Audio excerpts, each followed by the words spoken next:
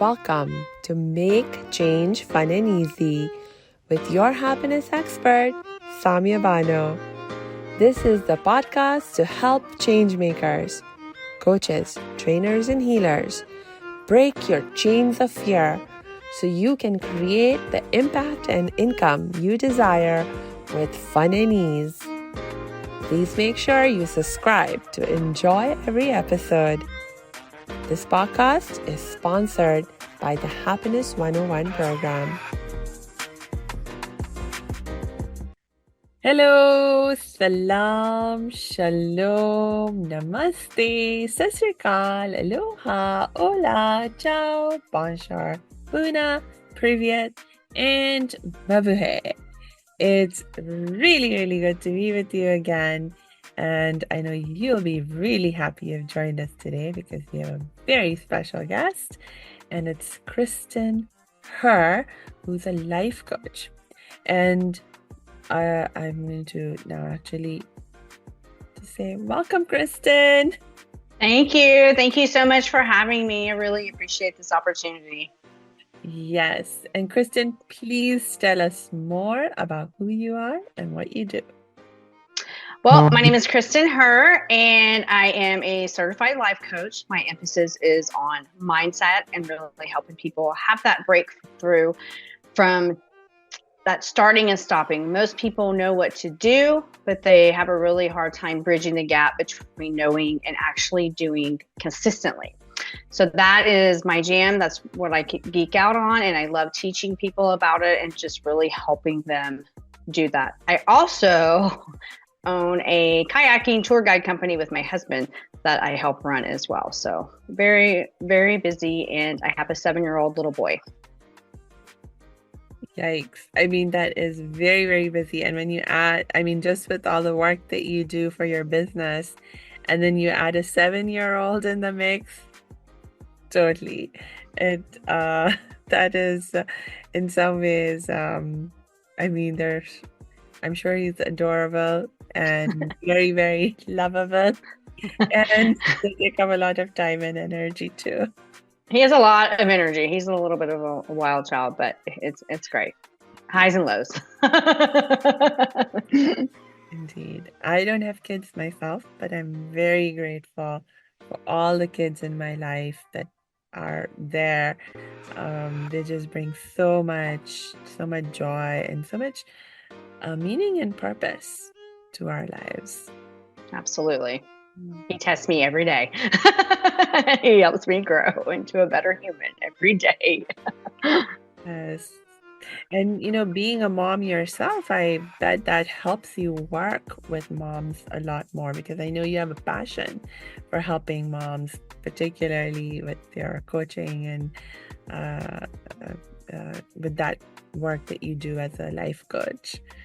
Yeah, that's exactly right. Because I really love helping moms, because one thing is they have a lot on their plates. A lot of women out there they're moms, they're working full-time jobs, they're trying to do all the things that in the back of their mind, they're not fulfilled. They're just doing them, and they're, at the core, they're not, that fulfillment and the happiness go hand in hand, and they want more out of their lives, and they're really struggling because they do know what to do. They don't think they can do it. They have a lot of limiting beliefs around that. And that's one thing I really love, helping especially moms to have that breakthrough so that they do the things they want, so they have more fulfillment in their lives. Yes.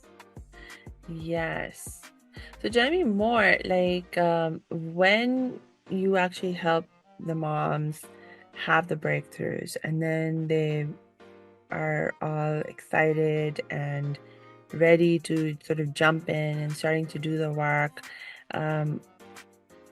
One of the main challenges that I know often comes up is staying consistent in the context of doing the work. What's been your experience in that context? Hey, thanks for tuning into this episode. Hope you're getting value out of it. For your information, this episode has been sponsored by the Happiness 101 program. Are you a change maker, coach, trainer, or healer? Are chains of fear holding you back from making the impact and income you desire? Using a unique combination of positive psychology and the spiritual wisdom of our most effective change makers, the Happiness 101 program helps you break through your limiting beliefs and manifest the abundance and success you desire with fun and ease. Interested? Book a free Happiness 101 exploration call with me, your happiness expert, Samia Bano. Just use my online calendar link in the show notes. Now back to the show. Absolutely. That's the biggest hurdle with anything, whether it's a mom trying to lose a few pounds or start a new business. It's the consistency piece, starting a new habit, even if it's just as simple as a gratitude habit, to strengthen that consistency muscle is very challenging. And it was really challenging for me too. And I'm not going to lie, there are times when I still struggle with this. I would be lying if I didn't admit that. And that's one reason why I am so passionate about it and about helping women have that breakthrough, because it comes down to the mindset, and that word is thrown out way too much, but it really comes down to on a subconscious level. This is why self-sabotage happens. This is why people will go to the gym at the beginning of the year and be at it for the first 3 weeks, and then they fall off the wagon, so to speak.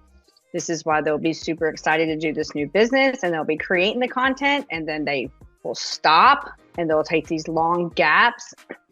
And I help them see not just in the value of showing up, but I help them with pulling out that limiting belief, the core belief that is stopping them in their tracks, and then rewiring it in their brain on a subconscious level. Yeah. That's a really, really good point, because oftentimes, when we just talk to somebody about, okay, what's going on? Why are you not able to be consistent in your action?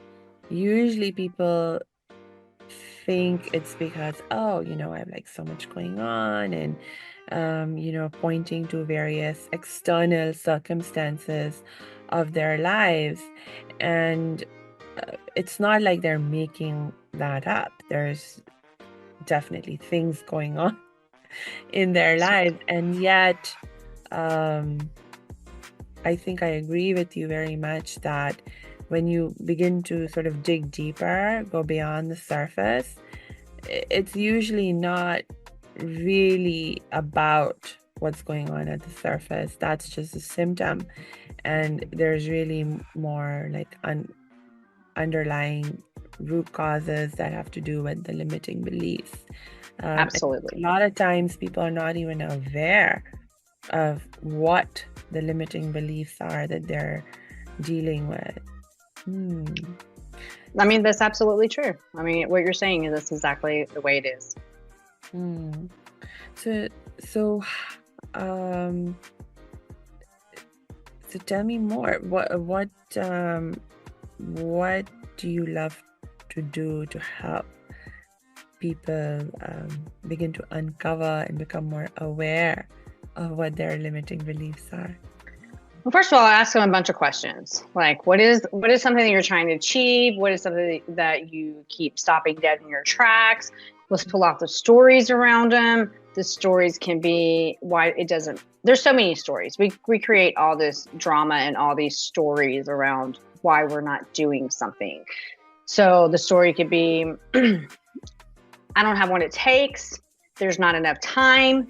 But if you really start to dig deeper and you're like, okay, well, let's just see how much time you actually do have, you will find the time. It's like with anything, you'll find the time. And I do know that time is a huge excuse. And I will say that it is an excuse.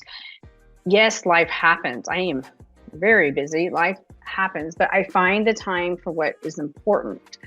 And the truth is, people are consistent. They're just not consistent with the things that help move them forward. So I'm kind of getting off of what you asked me. So let me go back and then I'll backtrack. I apologize about that. The limiting belief, the main limiting belief, really is two core limiting beliefs. You can pull out all the stories around them, trauma, beliefs about themselves, what it's not good enough. Those are all beliefs. It doesn't matter. It's not good enough. It's not quality. All the things. It's not going to help anyone. That's just a list. You just go through a whole bunch of lists. But at the core of most of these beliefs is two. I am not good enough and I'm not worthy. There are two core beliefs that most of the time are the driving factor as to why the starting and stopping, the other stories that people are saying about not having enough time, or it doesn't matter. Like, these are just some of the ones that I see. It works for somebody else. I don't have the money, just for different things. Like, I don't ever encourage anyone to go into debt and to spend a lot of money on something they can't actually afford. I don't like that whole piece where people say, oh, it's not about the money. Well, sometimes it is about the money. But also, a lot of times you're lacking your belief in yourself. You're scared, so you don't want to invest in yourself because you're scared that you're going to waste the money because you don't believe in yourself. Bottom line, it comes to, I'm not good enough, I'm not worthy enough, I don't believe in myself, therefore I halfway do it. I do it sometimes, not all the time. Yeah. Does that make sense? It does make sense. It does make sense because I know, like, for me, I've struggled with the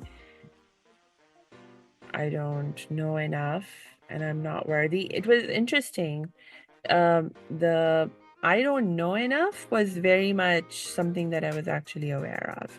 And it was actually, an aspect of my personality that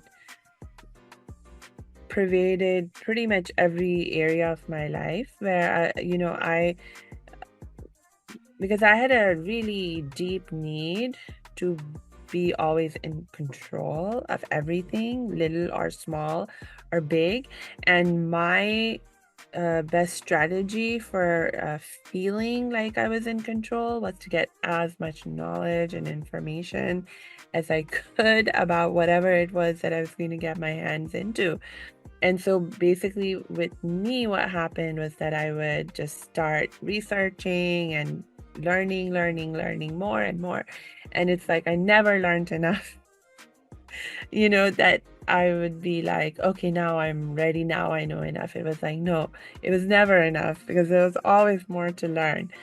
And, it's just until I was forced to act, I would happily stay in my research and learning mode, so that was there, and I was aware of that. I didn't always think that was a problem, but at least I was aware of it. But I'm not worthy, now that I would never have admitted or to that being an actual problem. Like, at a conscious level, I was like, no, that's not a problem. I don't think I'm unworthy. Right. Logically, you're not. I mean, logically, when we think about it, like, of course I'm worthy. It has nothing to do with that. It has to do with your subconscious and what has been programmed with you in you from the time you're born to the time you're 7 years old. Your subconscious is wide open. So whatever message you got or perceived as a child is what your core beliefs are stemmed from.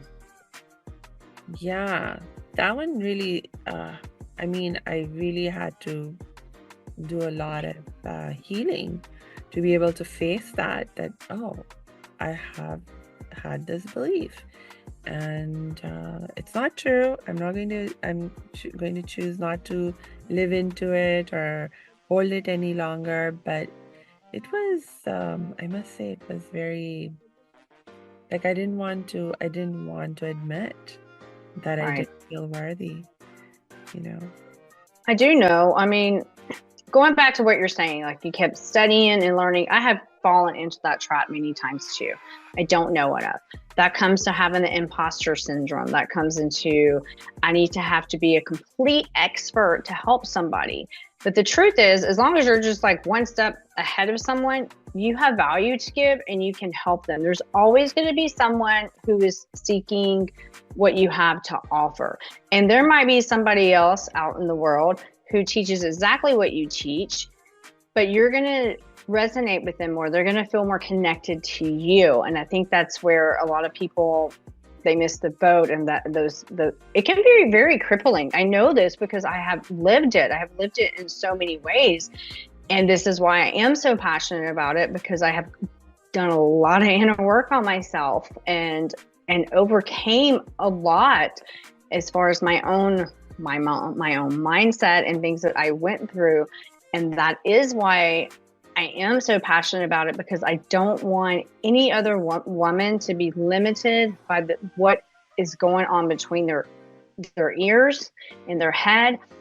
And I will say this, 95% of your thoughts are on autopilot. You don't even know that you're having them. Yes. Yes, because so much on autopilot, they like come and go, like, and you don't really pay attention to what's happening in your mind. Wow.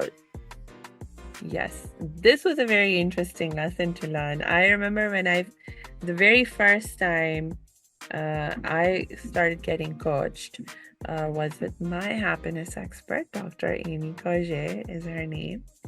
And she had us start keeping like basically a log of, she was like, every time you especially have a negative thought, that you want to like write it down and keep a log, keep track. And it was like challenging at multiple levels. Like you said, the first challenge was a lack of awareness.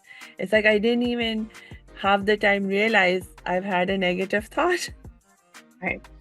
And you're not used to if you're not used to watching your thoughts, just learning to become more aware of what you're thinking. I mean, that's a skill in itself, to practice and learn. And I think, like, for me, what Dr. Amy taught me was that, I may not have been great at being aware of my thoughts, but I was pretty good at knowing what I was feeling. Like if I'm feeling unhappy, if I'm feeling stressed, if I'm feeling, any kind of what we might call a harder or negative emotion, she'd be like, well, that's your clue right there. Absolutely. So, like, if you're feeling those kinds of hard emotions, there are thoughts behind them that are feeding them. And so when you become aware that you have these feelings, start watching the thoughts. Absolutely. You cannot have a feeling without a thought. I mean, this is like Brene Brown, like your Dr. Amy, if you look at anybody who studies this, they know this. You cannot have a feeling without a thought. So if you're having a negative feeling, like anxiety, that's, United States, a lot of people have a lot of anxiety, I know around the world, but there seems to be a whole lot of it around here. So if you having that feeling of anxiety, you got to start asking yourself, well, what am I thinking right now? And the key to that is really writing it down. Journal about it. Okay, well, what am I thinking? And you'll be amazed once you start writing it down, what pops, what comes up. I know for me personally, if I'm having some anxiety or if I'm kind of in a funk, I will go and sit down and I will be like, okay, what am I thinking right now? What are my thoughts about this? And sometimes I will be a little surprised at what comes up on paper. I'm like, wow, but those are the thoughts that I'm having that are automatic that I didn't even know were there. Yes, that's also a very interesting point. I must say, it's like, because I really got into journaling, and I mean, I don't like writing for public purposes. I mean, that for me, that's when my perfectionist really comes out, and I'm like spending hours editing like one little paragraph, that kind of thing. So I try to avoid professionally writing as much as I can.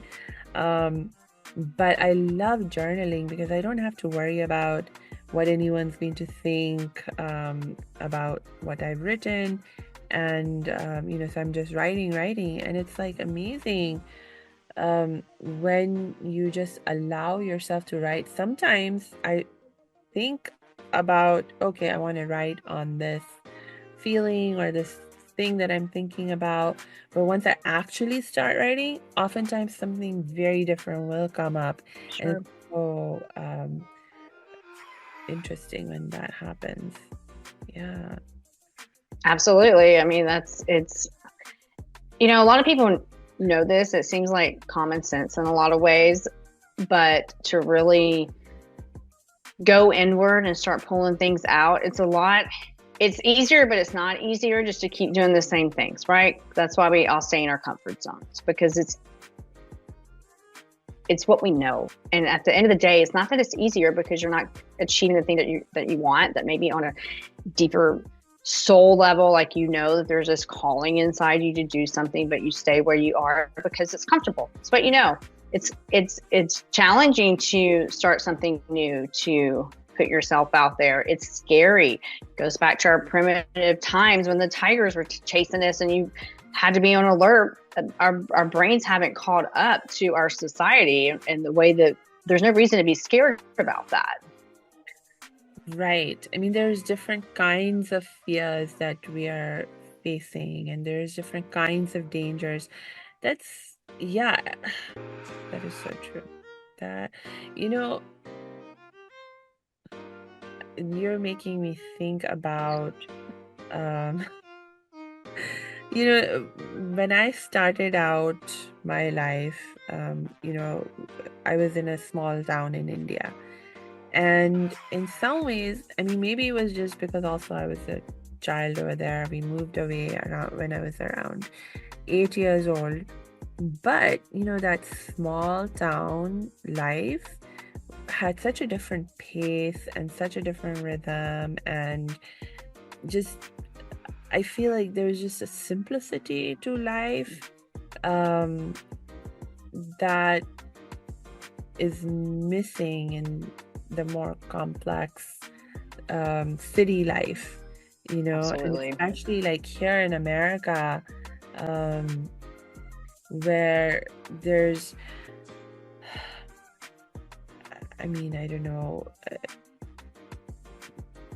I shouldn't overgeneralize, but for me, my experience, my family's experience has been that, we came here and it was very isolating in the sense that it seems normal to people that you don't even know your neighbors, and that was just so weird for me and my family, because we were used to knowing everyone around us. And when my mom would go out and reach out to the neighbors, try to make friends with them, sometimes we got a positive response, but a lot of times people were not very welcoming and friendly. And well, part of that may have been, that we're people of color and that we're Muslim, and there's all of those biases that because of a lack of familiarity with Muslims in America. I mean, so there might have been some of that going on, but I think that doesn't really explain it all. It just seems like part of the dominant culture that, you live very isolated kind of lives, and there's just so much to do. There's always so much to do. And it's so difficult to make time to take care of yourself, to really do things that you love, and like those kinds of things. I mean, or at least you begin to believe that. Right. Too many distractions. And going back to what you're saying, I feel like in the United States, especially, and especially in, the more, cities, people are very kept to more kept to themselves. I grew up in like a medium-sized town in Mississippi.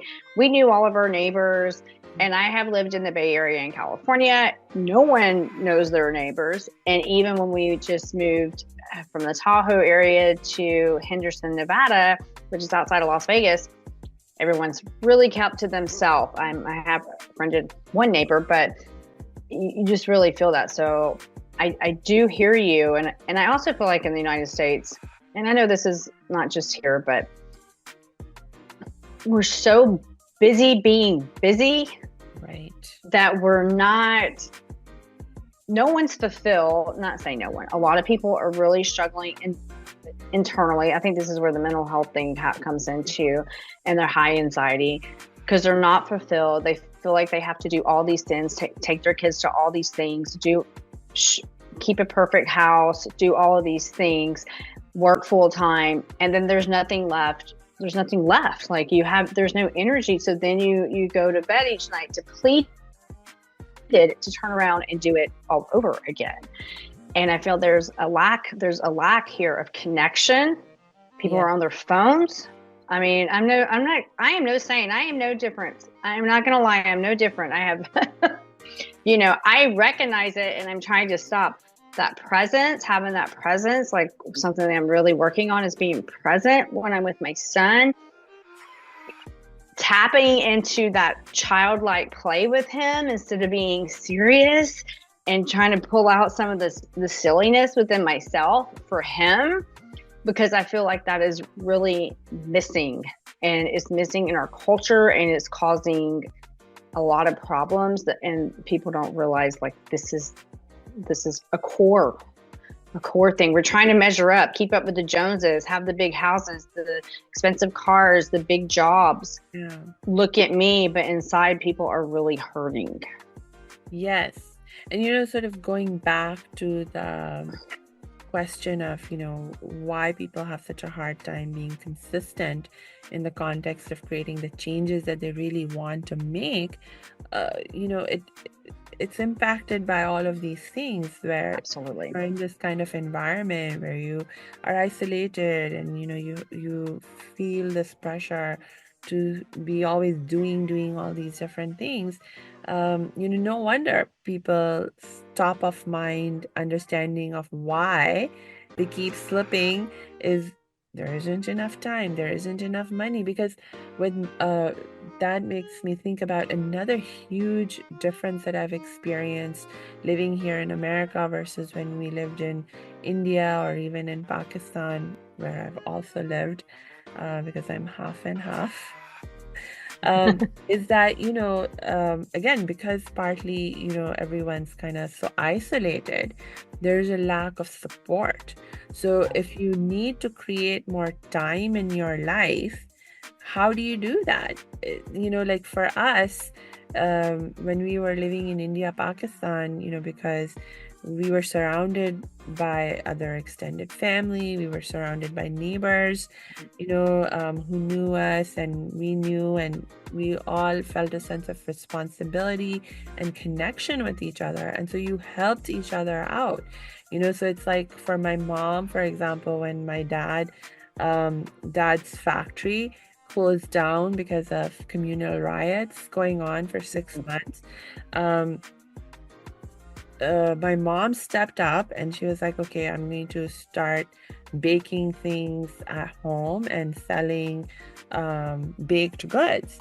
But in order for her to be able to do that, she had to create some time in her life. And the way she did that was off we went to our aunts and uncles and to hang out with our cousins. And then my mom had some peace at home where she could work. But over here, it's like, okay, no, you have to find somebody that you can, basically pay to help you.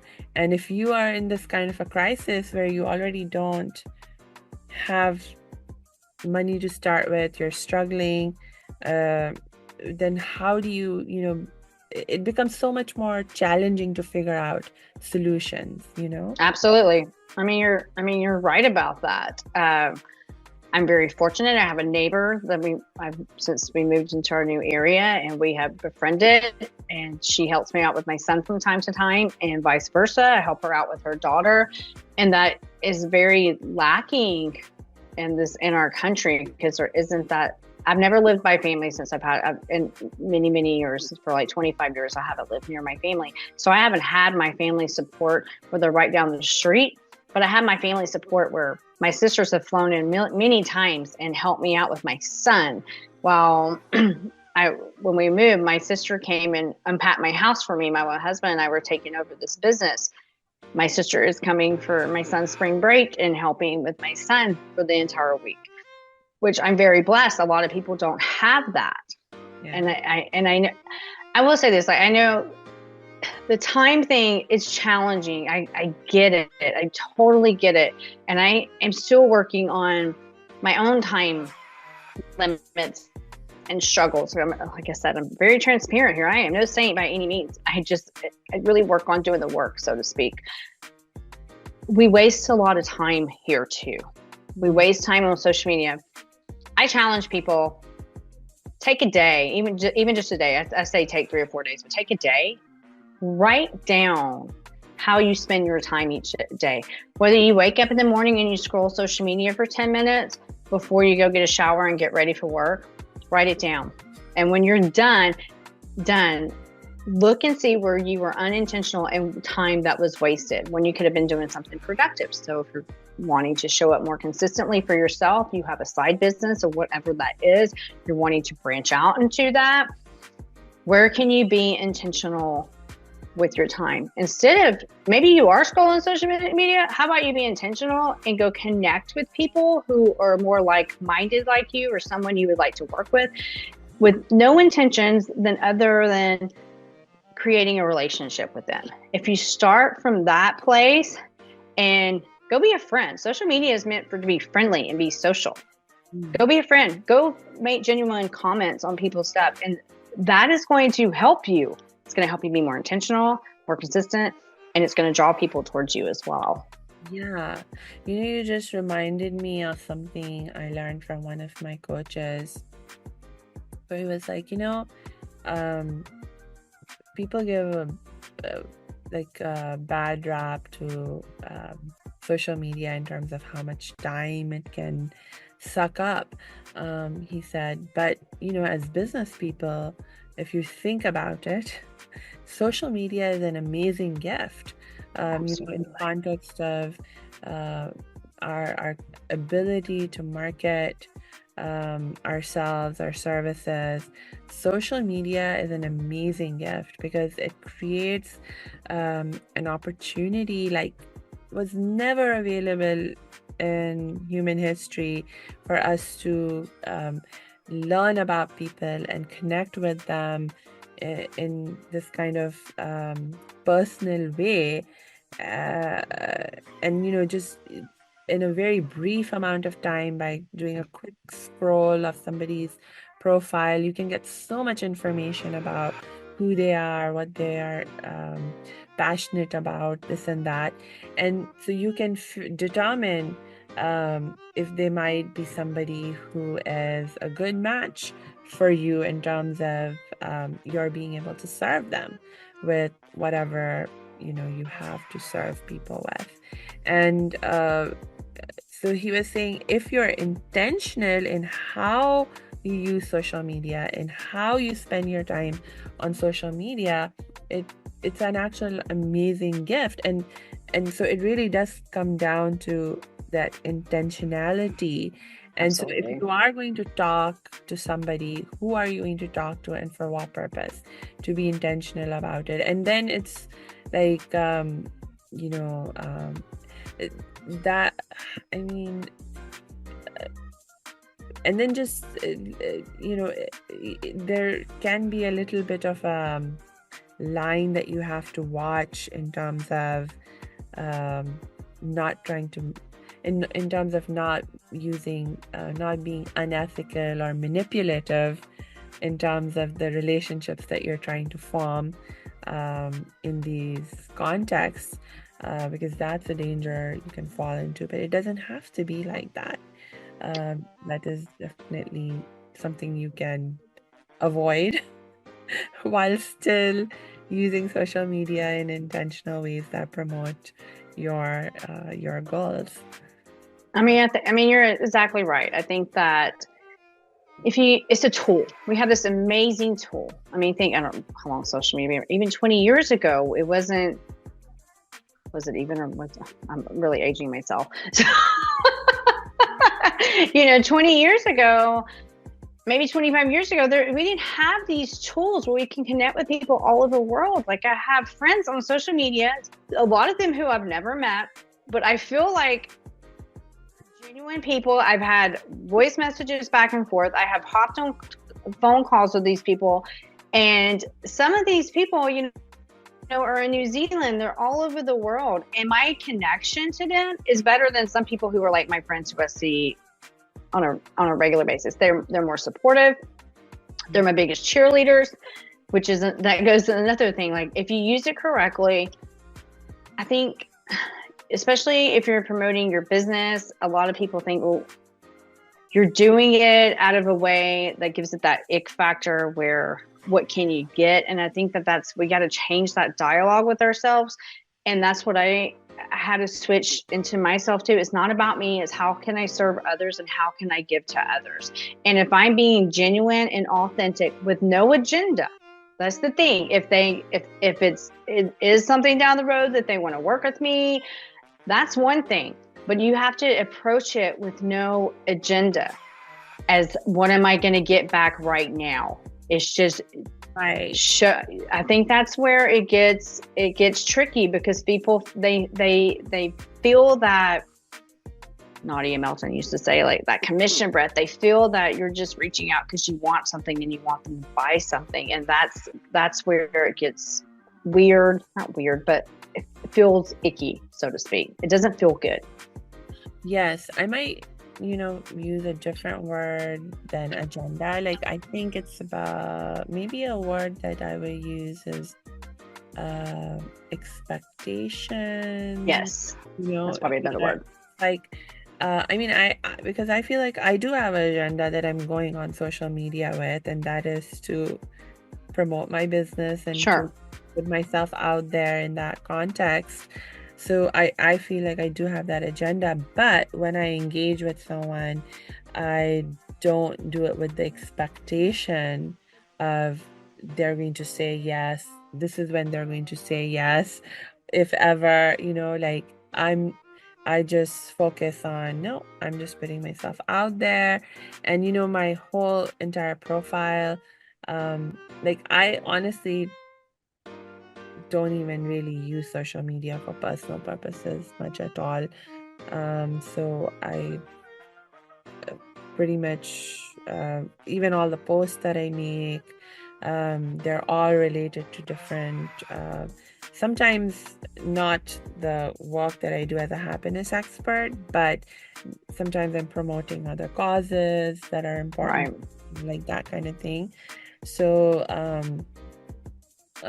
but I keep it, but I try to be as transparent as I can be in what I'm doing and why I'm doing it, and doing it without expectation of any particular response from someone. If someone gives a positive response, great. If somebody gives a less than positive response, that's also great. I do like what you're saying with it, and maybe agenda isn't the correct word, and you're right about that. Because at the end of the day, we're not showing up on social media, and we are promoting our businesses. But if you do it in an authentic way, and you do it, like you're saying, where you're not doing it as an expectation that this person is going to buy from me or do something. And if you do it from a place of service, I think that's a key. How can I serve? How can I give back? If you go to my social media, it is all heavy mindset. I am talking about people like rewiring their brains, why their things stop it, because I know that is lacking. And that's what I'm about. Like, that's at the end of the day, that's what I'm about. And I do sprinkle a little bit of family here and there, but I do feel like just, if you're just authentic and be real with people and don't hide. I hate the posts when people are like hiding, or I'll comment and then you'll learn more and I'll message you and all this stuff. Straight up say what it is. We're in a time now where consumers are savvy, and they're looking for the sneaky stuff, and they don't like it. They don't like it one bit. I'm a consumer too. I mean, obviously I am a consumer, and it's a turnoff on certain things. I'll just keep going. Yes. And it's interesting that I was learning that even, for example, the algorithms that Google uses and other search engines use, they have started to set standards where if you are a business website, if you're not upfront about your pricing on your website, they sort of categorize you in a different way, and the algorithm treats you differently than if you are a website that does up in an upfront way reveal what your services cost. Right. And it's actually the way the algorithm is set, it actually gives you more points if you are upfront. Because people are looking for that information. People are wanting to know, well, how much is this going to cost me? You know, and so the websites that are upfront with that information are given higher rankings. Right. I mean, it makes sense. I mean, I can totally understand that. We want to know, don't hide anything. There's nothing to hide. Why would you hide it? I mean, at the end of the day, why would you hide what your fee is? This is my fee. I'm not trying to hide anything. If you decide it won't work for you, I totally understand that. What will work for you? How can we help? How can I help you in the meantime? Yeah. I mean, there's maybe we can talk to some marketing expert later about the conditions where it makes sense for certain kinds of services where maybe it's better not to reveal the pricing or something. But I mean, I imagine that for most situations, for most cases, those particular reasons would not really be applicable. So right, absolutely, I totally understand that. Cool. Okay, so I lost track a little bit of It's okay. what we were talking about, but okay, good. Definitely, I've been having so much fun discussing all of this with you. I think just to help us begin to get back on sort of track. Can you, if we think of our main theme as this idea of becoming more consistent, do you have any tips or strategies that you would like to share with our audience? Yes. I have a few things. First off, when you're really struggling to show up consistently and you're building a business, let's just say we're going to relate it to business building, and you know that the way to build your business and to start getting that traction, it takes about 6 months of showing up consistently to start reaping the benefits, bottom line. So your consistency, quality. So how do you do that? Because most people do it for 3 or 4 weeks and they disappear for 3 weeks and then they go back and forth. And then your audience loses trust with you. The whole point of showing up on social media too is for your audience, A, to grow your audience, and B, so you get that know, like, trust factor. Because when they see your face and they see that you're consistent, then they're interested. They want to know more. They want to learn more. Okay, so how do you do it? Make it your non-negotiable. I have a few things. First off, what is one thing that you can do today to grow your business? And maybe that is just pushing a post. Don't overthink it. Because the problem is you sit down and you get ready to do a post and then your brain freezes and you're sitting there an hour and you have nothing there. So then you say, I forget this, and you walk away and you don't do it, right? That happens a lot. Don't overthink it. Give yourself a timer, 15 minutes, and I'm doing a post. Ask yourself when you're done, or even before, what is the message I'm trying to relay? How do I want to make my audience feel? Okay.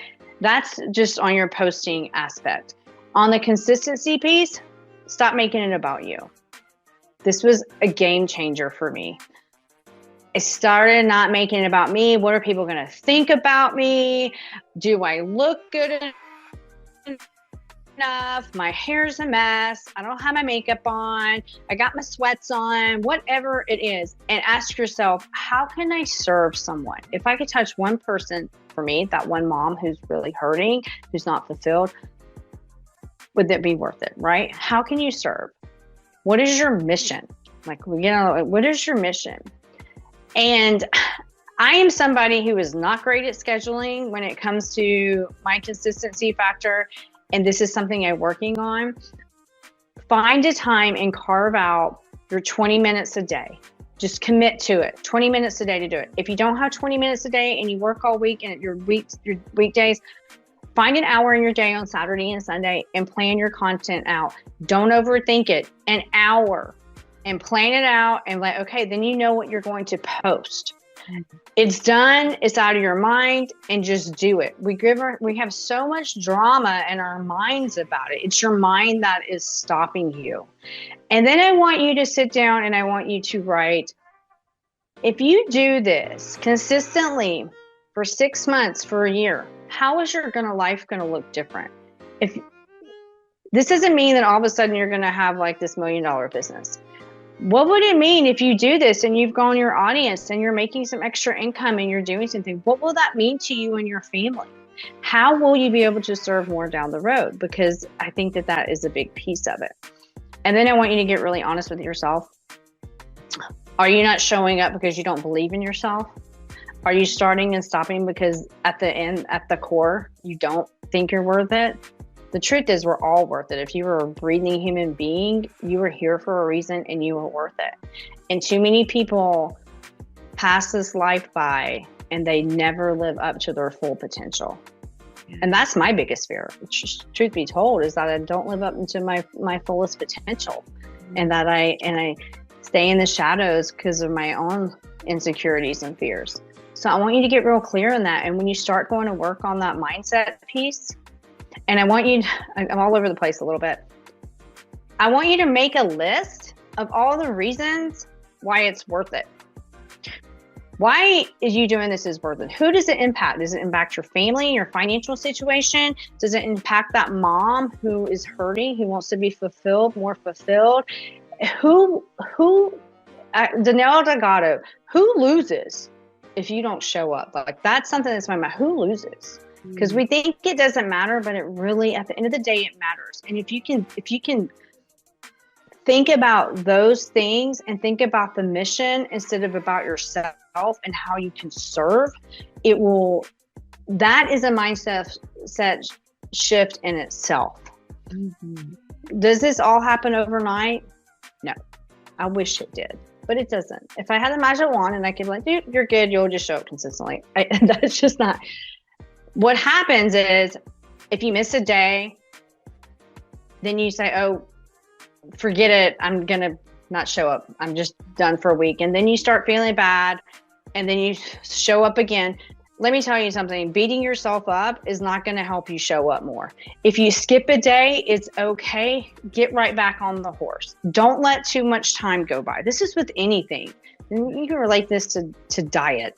People think, oh, I had a bad day. Forget it. I'm just going to eat the whole half gallon of ice cream. Like, I know I'm exaggerating. Maybe not. Maybe so, maybe not. Get back. Just keep at it and start. The biggest thing is prove to your brain that you are consistent. So let me give you an example. This is going to be key. And I know I'm kind of a little all over the place because all this stuff really does matter if you want to show up more consistently. Prove to your brain that you're consistent. I bet you consistently put gas in your car. I bet you consistently buy groceries. I bet if you're a mom, you consistently feed your kid. You consistently bathe them. You consistently take them to school. You consistently take a shower. You consistently brush your teeth. You see where I'm going here? Keep reminding your brain. Something I do is I tell anytime I do something that is a repeat habit that's consistent, I tell myself, hey, look, I am consistent. This is something I do. I am consistent. And another key, this is a key too, is a little thing called brain priming. And this is a lot of like the psychologists and stuff they talk about. This is a little bit more in visualization. Visualization does help too. But I have a voice recording of myself. And on that voice recording, I'm telling myself, the truth is I do have what it takes to build a business. I've done this, this, and that. And your brain trusts your own voice. It's like 2 minutes long. And I do it first thing in the morning because that's when your subconscious is wide open when I wake up. After exercise and right before bed. Like those are times when you're open to it. But if you do it for 67 days and you listen to that, you're going to start to create that new neural network, and it's going to start happening with ease and flow. And that's what we all want. We want to be able to show up with ease without that constant struggle. Yes, exactly. And you just made, I agree with you. And the one thing that I would add is to get more help and support, because especially when at the beginning stages of when you're trying to start something new, develop a new habit, absolutely, having more support is, I think, the number one thing you can do to make change more fun and easy. When you become more competent, you get more used to this new thing, so it's not so new anymore. Right. Then you don't need so much help anymore, and so and that's just part of just how life works and how our psychology works. It's like all the things that you're consistent at, that you gave some brilliant examples. We didn't become consistent at those things overnight. We worked on developing those routines for years, and now right. That's absolutely right. When we were like little kids, our moms had to keep reminding us to brush our teeth. That's right. And going back to what you're saying about the help, you're exactly right. And that's a big component too. I'll give you a little example. It comes down to accountability. We show up for our bosses because if you have a job, because you won't have a job if you don't do it. You show up when there's an expectation. And I'm going to give you a personal example for myself. So for the last few years, ever since I had my son, I've been really struggling to show up consistently and exercising. I just want to exercise, 3 or 4 days a week, more because it makes me feel good. It's not because of weight loss, although great if that's a benefit, because I feel better. It's been a struggle. My neighbor and I, we started the day after Halloween at 5 a.m. in the morning. She said, why don't you come walk with me? I'm like, what time? She's like, 5 a.m. I'm like, are you kidding me? Okay, I'll be there. But you know what? I got up. My alarm went off at 4:45. I jumped out of the bed, I put my clothes on, and I walked out that door. And I went and walked 3 miles with her. Yeah. That was November 1st. Today is, I got to look at my February 17th. I have consistently been doing that ever since that day. This morning, we got our 3 miles in. And you know what? Because I don't want to disappoint her. I mean, that is like, I have accountability. And that's where a coach really is very helpful. They help you see things that you don't see between your limiting beliefs, your stories, because when we're in it, it's really hard to pull that out. They're pulling out the lies that you're telling yourself. Like I said, those limiting beliefs, the things that are holding you back, and they hold you accountable, and they help you, turn it around. They help you. For me, I help you with your mindset piece. I help you rewire your brain. I help you with overcome that limiting belief, and I hold you accountable, because at the end of the day, I don't want to work someone who's not going to do the work. That's right. You got to show up for yourself. Yes, absolutely. Absolutely. I agree with you. I agree with you. I'm so done with trying to help people who are not ready to help themselves. And this is why I'm not at all ever worried about when someone says no, or I'll think about it, or I'll come back later to thinking about working with you. I'm like, that's totally fine. And it's totally fine. Like for me, I'm like, totally fine. And I mean it. I mean it, because if they're not ready to commit, because they're not ready, then it's actually really good for me that they don't make a half commitment to me, you know? Yeah. I do, because they're wasting they're going to waste their time, they're going to waste their money, they're going to waste your time, and it's just going to create frustration. Yes. On both ends. And that's what we're trying to avoid, because if you're a coach and you're a coach and I'm a coach, our goal is to help people. I do this because I love doing it. I've done it for free because I love it so much. Because at the core, I just want to help people. I want them to see their own value. And if I can help them do that and help them create that change and have that breakthrough, then that lights me up. Exactly. It's like anyone else can be there to support you in various ways, but ultimately you are the only one who can help you. You're the only one who makes any actual change in your own life. That's right. Absolutely. Cool.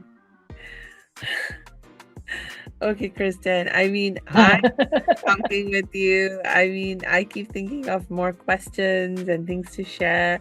And I'm keeping an eye on the clock for the both of us. Okay. I know I could talk and talk and talk for days as well. So I get it. It's like when you're talking with somebody who gets you, and, we've been talking about an issue that both you and I are very passionate about helping our people with. So of course, I'm so glad that I've had this opportunity. And yes, thank you again for joining You're me. very welcome. Thank you so much for having me. I really appreciate it. Any last words, Kristin, in terms of how people can best reach you, or anything else? Well, I'm on social media, mostly on Facebook and Instagram. I have my website, kristinherr.com. You can go there as well. And, my last words would be, if any of this resonates with you and you really are ready to have that breakthrough, it's never too late. And we only got this one life. And I know that's so cliche, but at the end of the day, live a life that you love. Don't settle. I mean, if I could just tell one person that, just don't settle, because the life can be beautiful. Yes. And so I will not add anything more to that amazing, beautiful message. I will only remind our listeners to please check the show notes, because we will be dropping Kristin's links in there so you can connect with her and get more help and support whenever you're ready for it. So until we connect next time, I wish you lots and lots of peace and joy.